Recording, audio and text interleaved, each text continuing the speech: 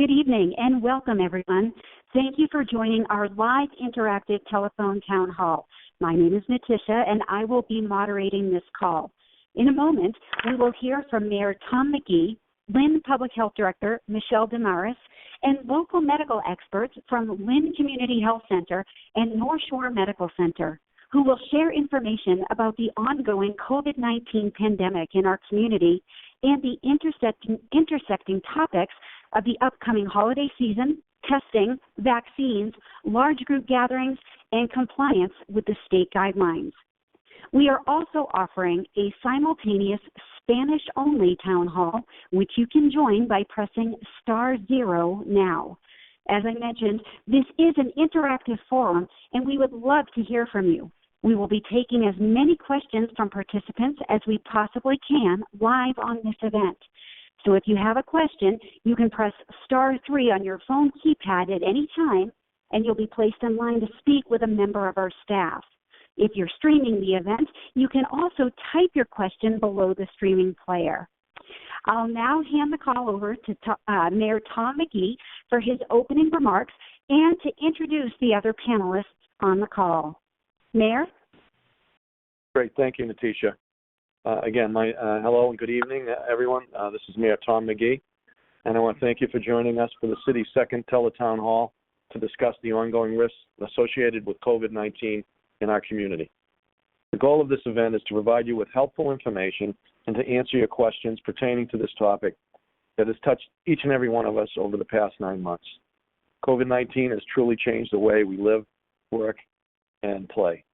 It's also incredibly important that we continue to take it seriously for the health and well-being of yourself and your community, especially as we enter these winter months.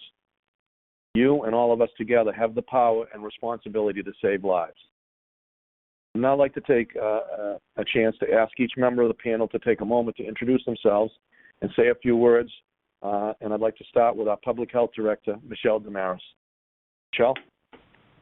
Thank you, Mayor McGee. Good evening, everyone, and welcome to our town hall, our second town hall. I'm Michele Demaris. I'm the Public Health Director for the City of Lynn. I've been the Public Health Director now for the past 4 years, and it's a job that I enjoy very much, even during troubling times as COVID-19. Thank you. Hi, everybody. My name is Dr. Mitchell Rein. I am the Chief Medical Officer at North Shore Medical Center.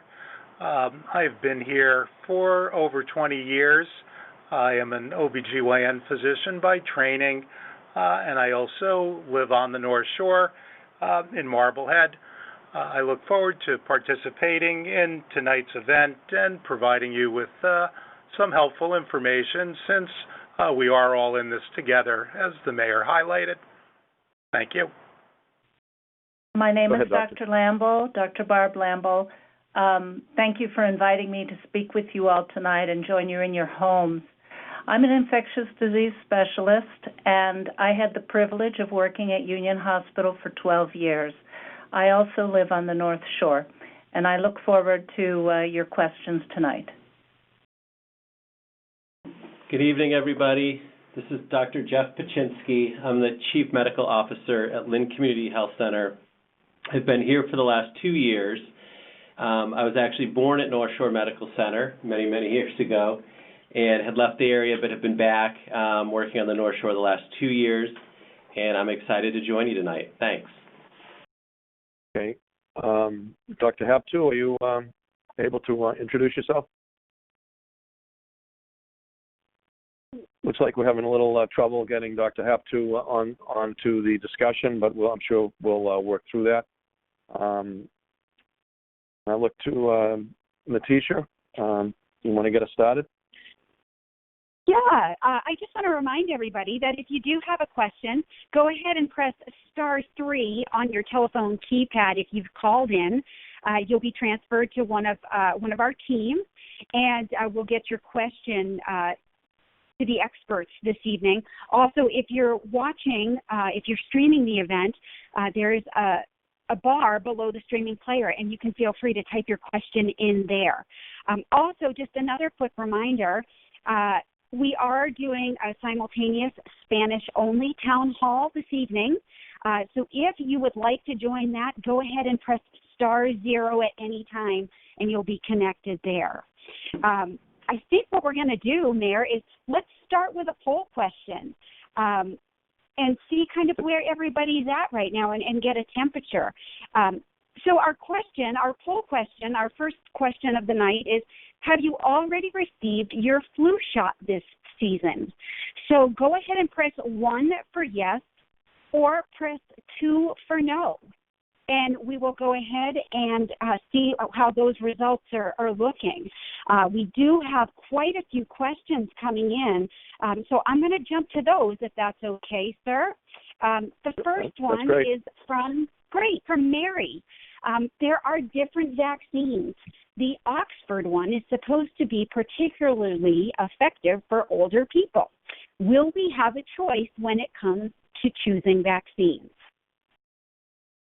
Dr. Lambl, would you like to speak to that, or maybe Michele would like to speak to that? So I can give I can jump in with the intro. So the Oxford vaccine is what we call a vector vaccine. It's combined with a virus, the adenovirus, and it was found to be approximately 70% effective and more effective, that's true, Mary, more effective in people over the age of 65. Now, they haven't done a head-to-head trial comparing it to, say, the Moderna vaccine or the Pfizer vaccine, so we can't really say for sure which is the most effective in people over 65. This is Michele. I do also believe that when the vaccine is finally available for all of us to be vaccinated, that we will receive instruction at that time from CDC so that we can determine which vaccine is right for each age group of people, like we do with the flu vaccine, that people over 65 receive a different vaccine. And I do hope everyone out there has received your flu shot too. Thank you. Great. Well, we'll go ahead. I was going to say, I don't know if Dr. Rein or Dr. Pechinsky wanted to add anything to that related to the vaccine. Well, this is Dr. Rein. I would just add that we should all be very excited that vaccines are coming. The data that has been shared with us to date is very encouraging in terms of the effectiveness and safety of the vaccines. And to Mary's excellent question, I think over the next month or two we'll be learning more of the specific details. And this is Dr. Pechinsky. I would just add in, it's a cause for some optimism and hope, which I think a lot of us have not felt for some time. But we still need to hunker down. We still need to continue to follow the precautions we've been doing, because even once we start rolling out the vaccine and people receive it, it's still going to take quite some time before there's enough people vaccinated. Thanks. Okay, moving on to our next question from Anthony. What is the city doing for COVID enforcement? This is Michele. We have hired community care workers that they each are assigned a specific area in the city, and they go and they check businesses, churches, stores, schools, anything that is on a directive that we have given them, and they go out and they check for, and it's more too of a friendly face for them to go out and to meet the businesses, to ensure that they know that they have to follow the COVID-19 protocol.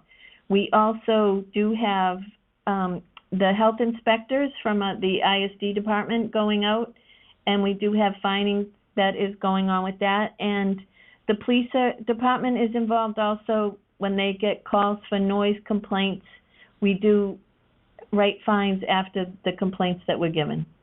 Thank you.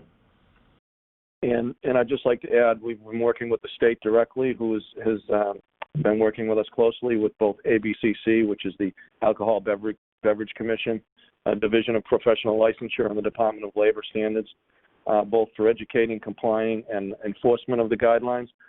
So they are in the city and spot checking different locations to ensure that people are complying with the regulations and the guidelines that both are city and state recommendations and orders that have been in place. So we continue to follow the state recommendations, and we do have, as Michele said, a number of officials in the city going around and both educating and working with people to understand the reason behind compliance and what it means for continuing to limit the spread in the community, as well as working with the state to ensure that people, everybody in the city understands what their responsibility is and that the compliance is being met. Okay, so we're going to move on. We've got a lot of questions to get to. Oops, here we go. All right. This one is from Wayne. Where can he get a test in Lynn? Hi, it's Michele. The City of Lynn is working with the state and also Lynn Community Health Center to provide free testing to the Lynn community. The first site is at Lynn English High School on Goodrich Street in Lynn. The hours are Monday through Saturday, 8 a.m. to 2 p.m., but I will tell you that there is a change in hours due to the Thanksgiving holiday. So tomorrow they're open 8 to 2, and Wednesday they'll only be open 8 to 12. The second site is at Federal Street parking lot, and that's the parking lot directly behind the Western Ave Fire Station. And that is open Monday through Saturday from 12 noon to 6 p.m. And there is also a change due to the Thanksgiving holiday. They will be open tomorrow 12 to 6. Wednesday morning they will be open 8 a.m. to 12 noon. Thursday they will be closed, but Friday they will again go back to their specific hours. And I'll let Dr. Pechinsky talk about Lynn Community Health testing times. Thanks, Michele. So we're also open on the large municipal parking lot across the street from the health center on the corners of Blake and Buffum Street. And we're open for testing 7 days a week. Anybody that's been down here, we've set up two large trailers. So you might see that at times there's lines, but the lines do move quickly. And we're basically open on Monday, Tuesday, Wednesday, and Friday, 8:30 to 4:30. And then on Thursday, we're open the same, but 5 to 7 p.m. So open at night on Thursday nights. And then Saturday, Sunday, we're open from 8:30 to 12. Just to echo what Michele said, with the holiday coming up, we are actually closed for testing Thursday, Friday, Saturday, Sunday. And on Monday and Tuesday after the Thanksgiving weekend, we will be open extended hours till 7 p.m. on that Monday and Tuesday.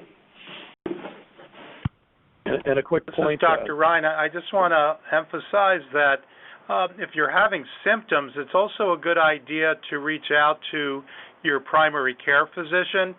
They might be able to guide you to the optimal place to get tested. It's very important if you have symptoms that you isolate yourself and stay home until you get your test result. Okay, great. Well, it looks like we may have had Dr. Haptu join us. Doctor, are you with us? Yes, this is Dr. Haptu. Can you hear me? Great.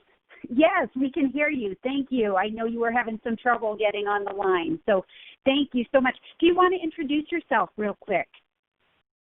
Yes, I would love to. I am Dr. Hanna Haptu, infectious disease specialist at Lynn Community Health Center, and I have been at Lynn Community Health Center for about 20 years, and it's been a most amazing time taking care of people from Lynn, and feel part of the family. So this is such an honor for me to talk to you. Thank you. Great. Thank you so much for joining us tonight. Well, we recently did a poll, and it looks like we have our results in. The question was, have you already received your flu shot this season?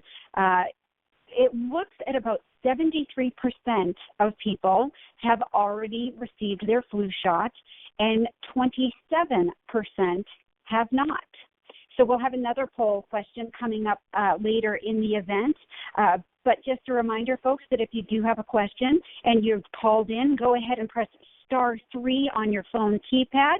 You'll be connected with one of our team, and they will take your question.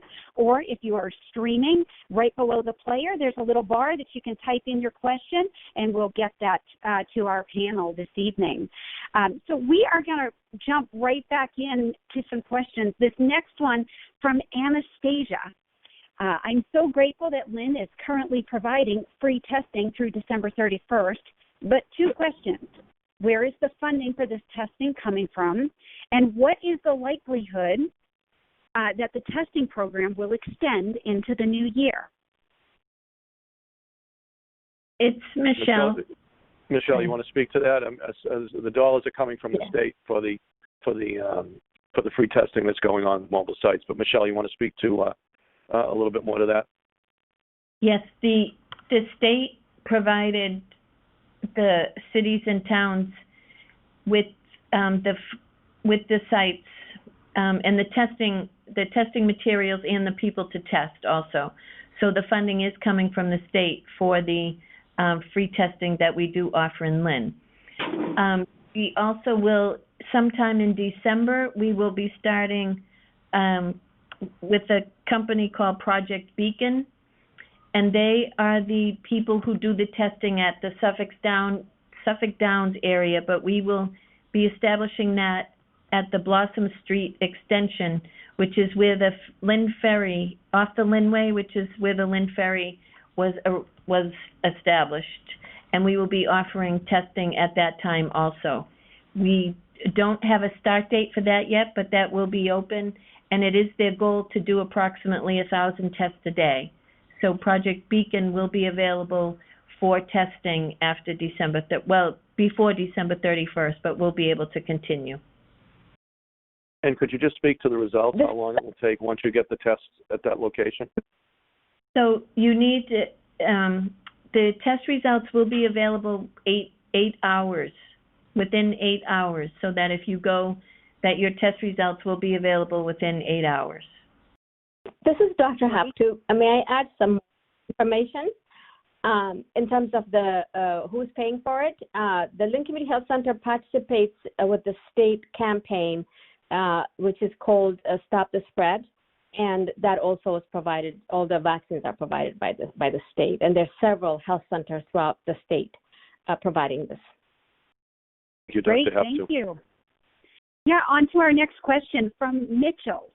Is there going to be distribution of disposable masks for elderly and homebound residents?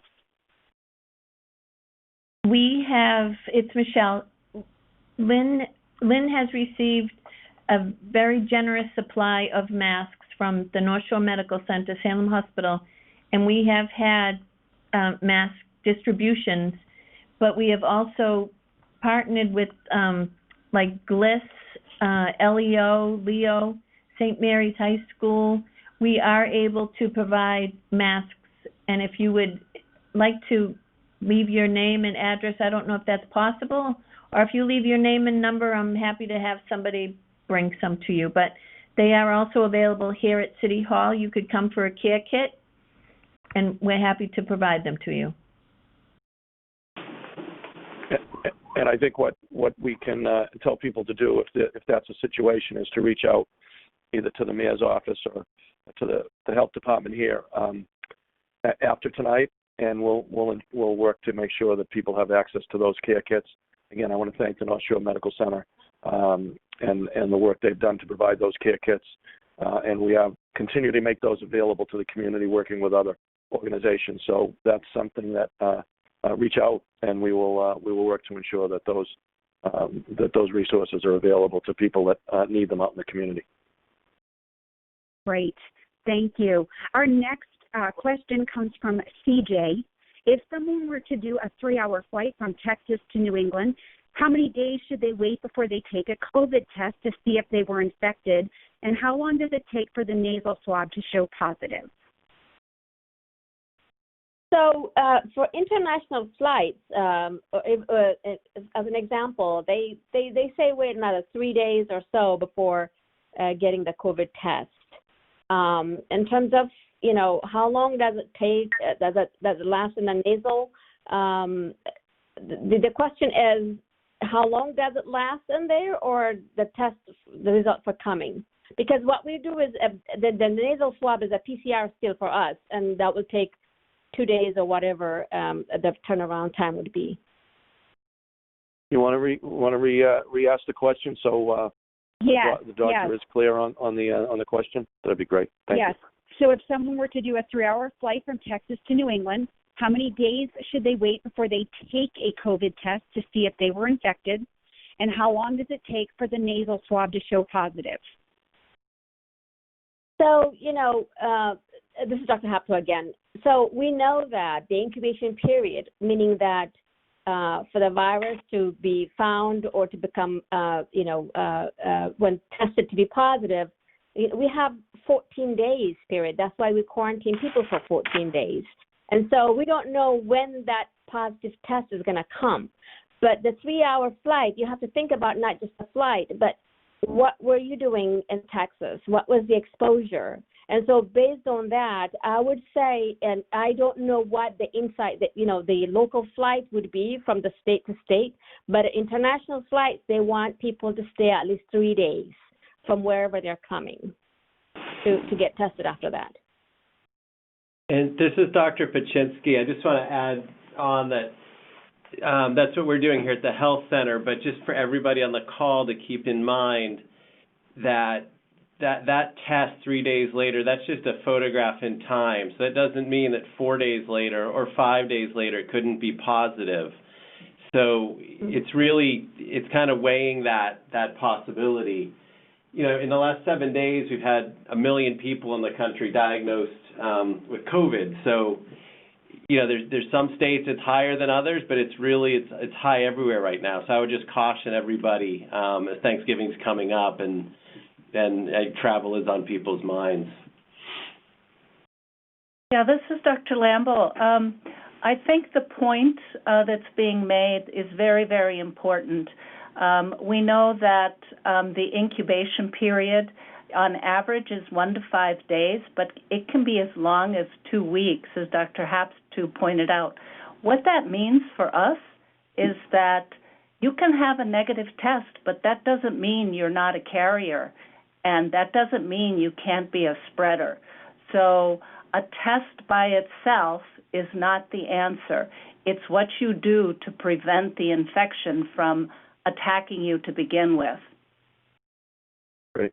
Okay. Thank you for that. Our next question comes from Tammy. So along the lines of testing, can you get tested more than once by the city of Lynn? Hi, it's Michele. Yes, I can attest to that because I've been tested 4 times already. So, yes, you can get more than one test. Okay. The next question comes from... And I'd just like to point out, particularly on the questions around testing, I know there's a number of communities that don't have the access that we have in our community, and I know the lines are getting longer, but we've been really fortunate to have the 2 mobile sites as well as the Lynn Community Health Center access points, and as Michele pointed out, another access point coming at some point in December with the potential for 1,000 tests a day. So I think it's important that people in the community get a chance to take advantage and get those tests to keep track of what's happening in their own lives. But we've been able to take advantage of that, and it's important that people, even if you're symptomatic, stay home and then get tested. But if not, the tests are available, and it's important to take advantage of those tests. Great, thank you. Our next question comes from Sarah. Can we have clarity surrounding where cases in Lynn are coming from? So this is Michele. When we are informed by the state, the MAVEN system, which is their laboratory that gives us all the results, we do a contact tracing.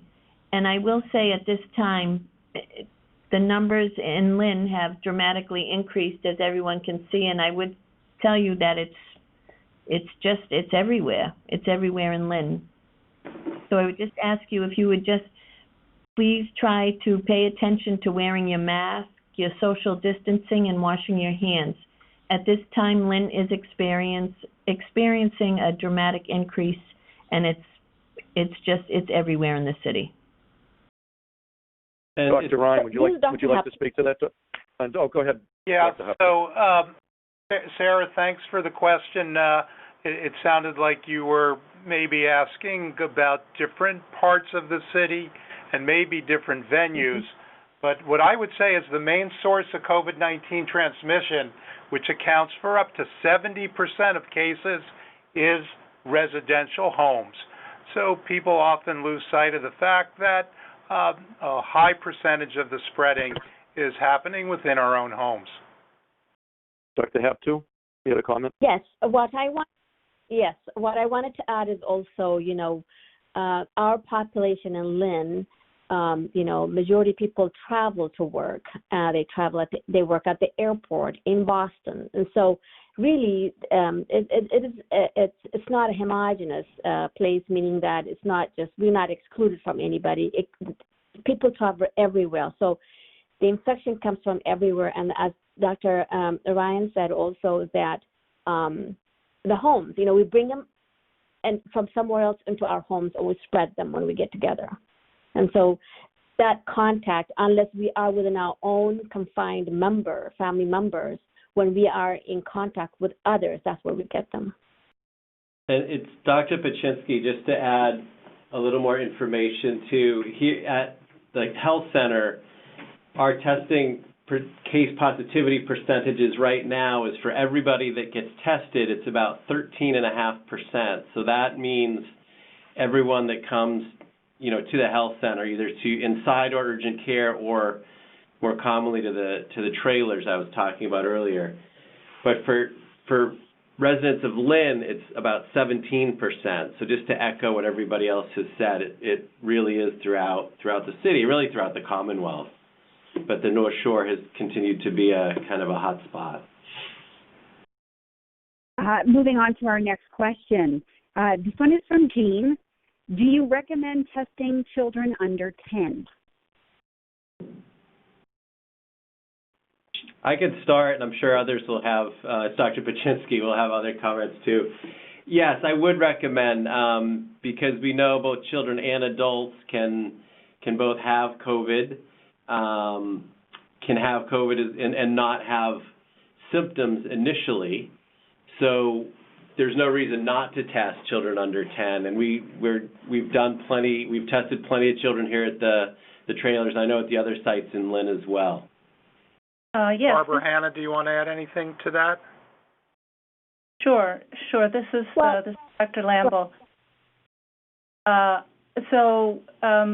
It's clear that children may not be as sick and may not have as severe an illness, but they can still carry the virus in their nasal passages, and they can easily spread it to their family members and other people they come in contact, even though they look like they just have a little sniffle. It could be the coronavirus, and they're spreading it.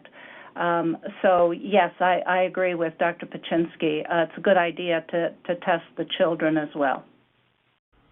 This is Dr. Haptu. Just to add to what everybody's saying, like Dr. Lambl said, sniffle, and we cannot ignore a small or little sniffle on a child, because that has been a case at some time for a spread. And so if there's any symptom, runny nose or any fever or any symptoms, please get tested. And this is Dr. Rein. I would just add, in Massachusetts, the largest prevalence of the coronavirus recently and over this past week has been in younger members of the population. So one statistic that I have available here is last week, 2-week period, there were 5,000 cases in patients between 0 and 19 years of age. So it's definitely worth being tested. Great. Thank you, Doctor. We have two callers with a very similar question. If we're out and we see people that are not following guidelines, is there a number we can call to report it? Michele, you want to speak to that? Again, we talked earlier about enforcement with our care coordinators that we've hired, and also working closely with the state and our inspectional services. And it's information that's really necessary for us to continue to ensure that people are complying with the with what they're supposed to be doing. Michele, you want to speak to the best way to reach out and let us know that people are not complying? Certainly. We do have, you can call City Hall, 781-598-4000. You can ask for the Health Division or the Inspectional Services Division, and you can report your complaint. I do receive a lot of complaints online. I highly encourage everybody to try to report things that they see that are not right. And it's important for us as a city to work together to try to stop the spread, to try to lessen it. And if it means that you have to snitch on each other, then I think that's important because it could be saving someone's life. So please, you can call City Hall, the Health Department, and we'd be happy to look into it. And I think the point to follow up on that, it's most of us are complying. People are wearing masks. Businesses are complying with the recommendations and the orders from the state and from the city, but some are not. And in fairness to those that are all trying to comply and limit the spread, those that are not complying and are creating access points for the spread of the virus in our community need to be identified and addressed. And that's something we need to do, and it's important that we all understand that it takes us together as a community to continue to limit the spread in Lynn. Great. This is Dr. Haptu. I just wanted to add one more thing. I see a lot of people on the streets wearing masks, but it's not appropriately, placed. The nose is usually not covered, and that's where really the virus is. And so we really need to wear our mask appropriately, meaning that the mask has to be over the nose and cannot be walking with the nose sticking out and the mask only in the mouth. And so that's such an appropriate, we have to make sure that we wear appropriately in order to protect others and us ourselves. This is Dr. Lambl. I would like to add something to this discussion. I think this is an excellent discussion. In America, we do not feel comfortable telling other people what to do or how to, live their lives. We don't. In other cultures, it's very common to give feedback. When you see somebody doing something that is clearly wrong and that is harmful to the community, to give them immediate feedback. And it doesn't have to be a scold, right? It doesn't have to be that you're scolding them. It can just be a small gesture, like pointing at your nose, as Dr. Haptu suggested, to get them to realize that their mask is falling down. I do that 10 times a day with patients in my office. They just don't realize that the mask is slipping. So it doesn't have to be something very, very dramatic. And just a point on the mask wearing, because I think Dr. Roberts, who everyone on this call on the expert side knows, people continue to say, well, we're willing to take the risk. But it's not the person that's willing to take the risk. What does that mean when you take the risk, and who are you impacting, whether it be a family member, your parents, your grandparents, or someone else? So it's about protecting us all. It's not about individuals saying, well, we're willing to take the risk. It's what are the consequences of not following the guidelines. And the data reflects, and I think it's important that the doctors are willing to weigh in on this, that the masks and wearing them appropriately are clearly a big part of our ability to limit the spread in our community as we move forward. So it's about all of us being responsible for each other, and we can make a difference. We can save a life if we follow the recommendations and recognize that that wearing a mask and washing our hands and social distancing and not going outside of our our groups to spread this virus while we await the opportunity to get this under control over the next few months with vaccines that seem very promising, but are still months away from really having an ability to in a broad way address this. So I think it's really an important point to understand that we together are the ones that can help limit the spread in our community, and we need to work together to make that happen. So I don't know if any of the doctors on the call would like to speak to that, but I think it's an important point, wearing them appropriately and then recognizing that these do make a difference, and we are protecting our friends, our family, our parents, and our neighbors by doing the right thing. Mayor, this is Dr. Rein. I think you said it beautifully. I don't have really much to add other than continuing to reinforce the key behaviors that we've been talking about for months now, and it's proper mask wearing, it's proper hand hygiene and washing of your hands, and respecting the social distancing guidelines. The only thing that I would add about the mask, and I think this data is still accumulating, is if you are to get infected with a mask, there's belief that the amount of virus that you're exposed to might be less. So we continue to learn and try and understand why some patients get so much sicker than others, but I personally believe that the mask also protects you from the severity of illness, even if you were to ultimately get exposed. This is Dr. Haptu. I just wanted to add, just kind of air out the propaganda against mask wearing. It doesn't cause harm. There are doctors that are wearing masks for 10, 12, 15 hours doing surgery. They do that every day. Nothing has happened to them. So there's no health, risk by wearing a mask. And this is about life and death of family members and our loved ones, and also the, healthcare providers and first responders. And so we have to be, as a community, responsible not only for each other, but also for people that serve us. I would just add that we should remember what a very wise person said many, many thousands of years ago, and that is that we are our brother's keepers. We are our sister's keepers. And yes, it can help us to wear a mask, but it will help the people around us too. Great. Thank you, everybody. Such important information. We talk about vaccines, and that brings us to our next poll question for our listeners, trying to get everybody's thoughts here. So here's our question. Why are you or aren't you going to get a COVID-19 vaccine once it becomes available?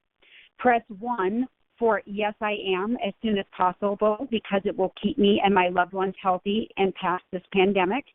Press 2 for yes, I am, because my doctors and healthcare professionals tell me it is safe to.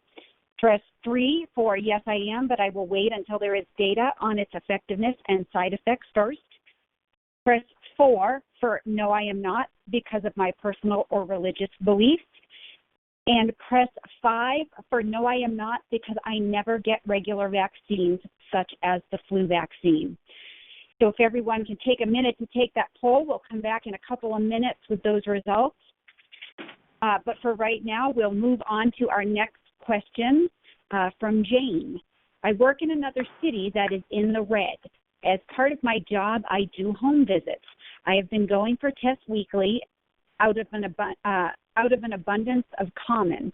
Is this a waste of resources, or is it a prudent practice? I do wear a cloth mask on my visits. Hi, Jamie. It's Dr. Pechinsky. I think that's a great question. And going back to what we were just talking about, I think wearing a mask, like especially in a job like you have, where you're traveling into other people's homes, and it sounds like you're on the front line of whatever you're doing and interacting with a lot of people, it's really important to help protect not only yourself but the folks you're coming into touch with. I do not think that's a waste of resources. Like we were saying, people can have negative test that's a snapshot in time. It can be negative, and somebody can actually be infected, and there's just not enough virus to trigger the positive on the test. So, no, I would continue to do that. I agree. Does anybody else? I agree. Great. Okay, we'll move on to our next question from Linda. And I'm sure this is something everybody has on their mind these days with Thanksgiving coming up. But Linda wants to know, can I go to New Hampshire to my dad's house for Thanksgiving? What are your thoughts on that, folks? Hi, it's Michele. Lynn, go ahead, Michele. And I think everyone should weigh in on this, but Michele, you want to start? Go right ahead, Mayor. No, I'm going to let all of you speak. So why don't you start? I think for Thanksgiving this year, everybody needs to stay in their own home.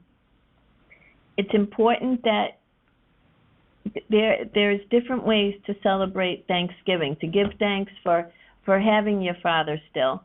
I think that we all need to try to remember that we should all stay home in our own households and not to go visit, because as of right now, the virus is very prevalent, and it's so highly contagious, and I just think that I would highly recommend that you stay home in your own household. It's safest for everybody. I hope everybody will try to have a Zoom giving this year so that we could all try to go on Zoom. Dr. Rein, would you like to speak to that? Yeah, so Linda, this is Dr. Rein. I tried to jump in quickly to give the answer because I feel so strongly about it, but just like Michele said, this year you should stay home. It is absolutely the safest thing to do. Your dad is likely in an older age group that puts him at higher risk. I know it's sad. My mom, I'm not going to see for Thanksgiving this year. I haven't seen her in over a year, but she didn't question me. The science is very strong on this point. The safest things that we can all do is stay within our immediate bubble. Those are the people that we live with, that we're exposed to day to day. And this is not a year for us to gather with large groups of folks. There was a statistic that I saw today that was specific to Massachusetts, and it said if you were gathering with 10 people for Thanksgiving, there was an over 30% chance that somebody in the group would be COVID positive. So please stay home. That would be the best gift that you could give your dad. If Dr. Lambl, you have any follow-up on that? I agree. I totally agree. I think that this is incredibly hard, what we're asking families to do, but this pandemic I never thought I would see in my career, and I've been an infectious disease specialist for 30 years now. And this is, it's going to be, I think, worse than the flu pandemic of 1917. I think there are better ways this year to celebrate Thanksgiving. A phone call, a Zoom,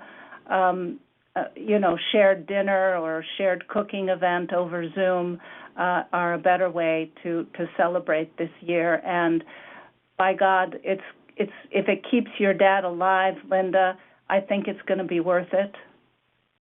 I don't know if Dr. Pechinsky or Dr. Haptu have anything else to add. I think that's some powerful input from the experts. Yes, Dr. This is Dr. Haptu. All I would say is just look at the news where it's coming from, Texas or other Midwest. It's horrible. It's just so many lives affected and so many people dying. And so that's just a message. And I don't think, it's not meant for me to add much. Everybody has said that. But I think this year is going to be the Zoom or FaceTime.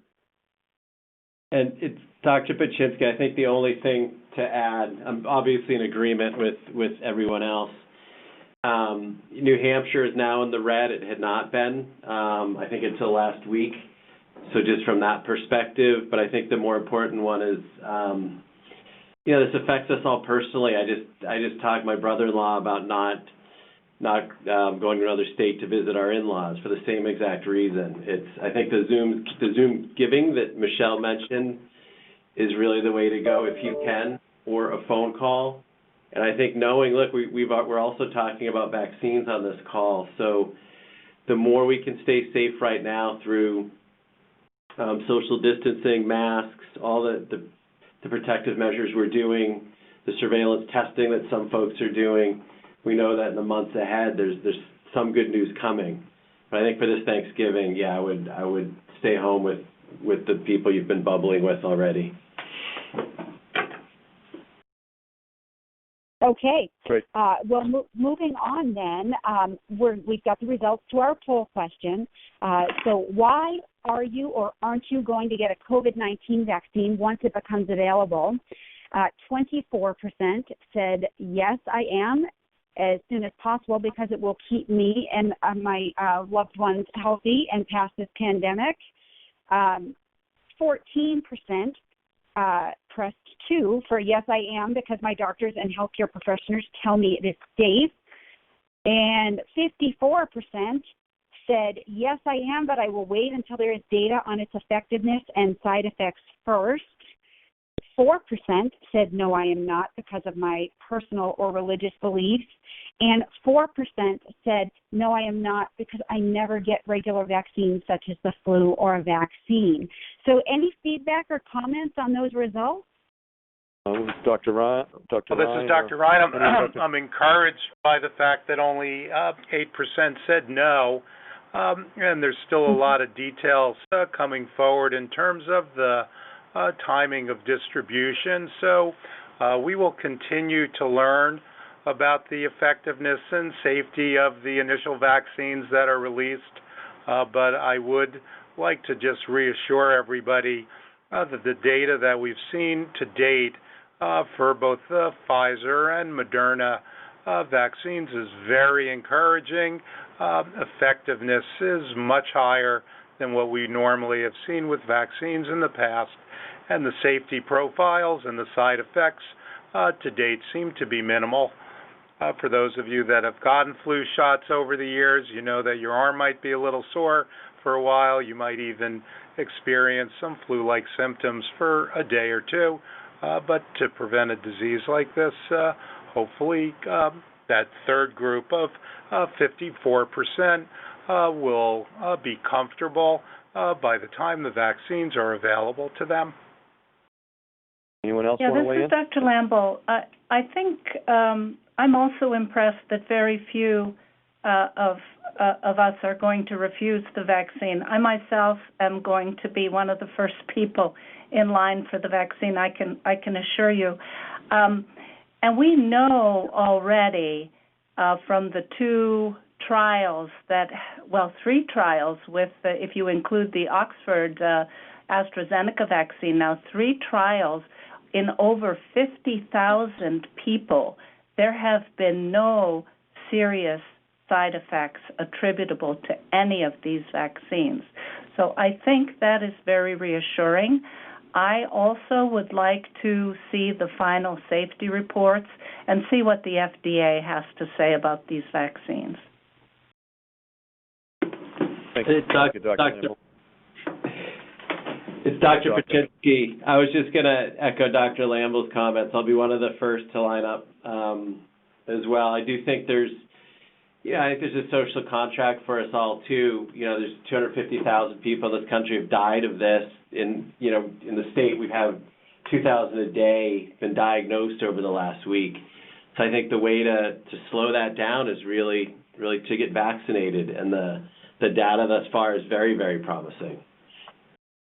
Hi, it's Michele. I agree with Dr. Pechinsky and Dr. Lambl also that I will be in line to get the vaccine too. I think it's important that we all realize how important it is, and I do hear that it's 94% point something effective that they are finding. So I think that everybody should try to consider getting it. This is Dr. Haptu. Go ahead, Dr. Haptu. I would definitely be on the first line also to get the vaccine. And it's so reassuring, that the yes after I get data or yes I will is higher because nationwide is a little bit lower. And the data, as everybody's saying, is amazing. And of course, FDA is going to be really scrutinizing those data. Not only FDA, but other agencies are. So I think we're safe in a sense. And I'd just like to weigh in. This is Tom McGee. I'm absolutely will be getting the vaccine when it's appropriate. In terms of, I know the first vaccines will go to the first responders and healthcare workers, so it'll be identified through the CDC. But when the time is available, I will absolutely be in line as well to get the vaccine. And I agree with all of the experts on the call that it's the data reflects very, very, very good news, and that although it's not in 2 weeks, but over the next several months is an opportunity to get the vaccine and really together get past this pandemic. Great. And Mayor, will the city be providing weekly telephone updates or reminders to the residents of Lynn on testing, locations, vaccine updates? What's in the works as far as that goes? So I think it's a good point to talk about how you can get the information related to what's going on. But we have every day we put information up on our website. We do social media. We have numerous ways to get information out every day. So I would ask people to, if you haven't already, you should be checking out our website every day, checking our social media, and we also have it's called Smart 911, which is I would urge everyone on this call to sign up for. That is where you get information directly to your phone, and again, it's coming from us, from the city, to give you the information that's necessary when vaccines will be available, when locations are available, and letting people know the information is either available through that Smart 911 call, and you can go on our website, the city's website, to get the information to sign up for that 911 call. But we update our information every day, and we ensure that what the locations for testing are, what the time is. We have free flu vaccination clinics. So all of the information that we have is available, and we make sure that we get it out every day. So I would ask everyone on the call to check our website, follow on social media, sign up for Smart 911, and that information that as we move forward and more of the information that's important every day now, but obviously as a vaccine becomes available and how we're going to get it out to the community to ensure that everyone has access to it, that information will be available, and we will continue to disseminate that information in every way possible. So follow us and stay in tune and keep following what we're doing from the city perspective. Great.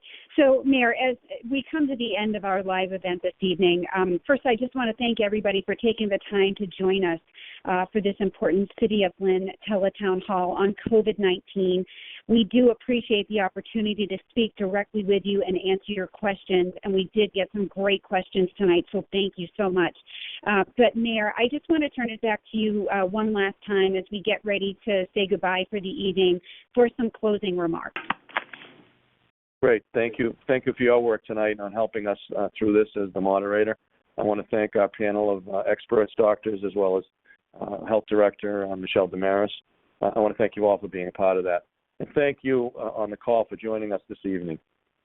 It's these both simultaneous town halls, and I want to thank you for taking the time to be with us during these calls and getting the information that's important to us in the community. I hope this was informative for you and your families on how important it is to continue to stay diligent and follow the guidelines to stop the spread of COVID-19 within our community for all of us together. There are several ways to stay informed, and we talked about this a little bit, and up to date on COVID-19 information. You can follow my Facebook page, which is Tom McGee, Mayor of Lynn. Visit the City of Lynn COVID-19 resources page on our city website, which is lynnma.gov/COVID-19/resources. Or as I said earlier, sign up for our city's Smart 911 alert system by going to smart911.com, and that will allow you to get the information when the information is available, we'll be getting out to all of you. We've already seen how COVID fatigue and our lack of responsible action can cause a sharp increase in cases in a short period of time with the second wave of infections that we're experiencing right now. This has been a very stressful and unprecedented year for all of us. And unfortunately, this holiday season will be no exception if we continue on this path. I really implore all of you and your families and friends to listen to the healthcare leaders you've heard tonight and abide by the COVID-19 guidelines, especially not to gather with those outside of your household this Thanksgiving and throughout the holidays. I know that these continue to be challenging times, but if we continue to make these sacrifices now, together, we can get through this with less sickness, less loss, and find the light at the end of the tunnel. That is each and every one of us. It's on us as our personal responsibility. We can all make a difference. We can save a life. We can protect our community and protect our families. Again, I want to thank you all for taking part in this call. Stay diligent, stay healthy, and stay safe. Thank you all for listening, and good night.